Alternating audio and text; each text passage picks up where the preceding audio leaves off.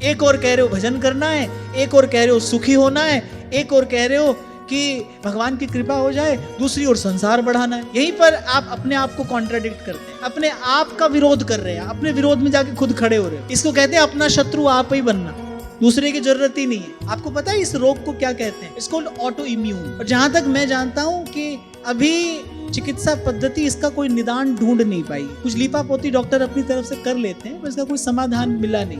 ये बिल्कुल वही स्थिति है जीव, अपने विरोध में खुद ही जाकर खड़े हो जाते। एक तरफ कहते हो कि हम सुखी होना चाहते हैं, दूसरी तरफ मन में इच्छा है संसार बढ़ाने की, परिवार बढ़ाने की, व्यवहार बढ़ाने की, व्यापार बढ़ाने की। इस रास्ते चल के कोई सुखी हुआ है? सुखी बिखर के हुआ जाता है कि सिमट के हुआ जाता है? आप कहते हो कि मन दुखी है, मन चंचल है, मन भयभीत है, मन चिंतित है। अरे वो सब धूल हटाकर देखो, मूल में वासना मिलेगी, मूल में संसार से सुख की आशा, संसार से सुख की इच्छा मिलेगी आपको। इसके बिना दुख चिंता हो ही नहीं सकता। दुख चिंता परिणाम है, कारण कुछ और है। कारण पुत्रेषणा लोकेषणा वित्तेषणा है, और इसके साथ भजन नहीं हो सकता भाई।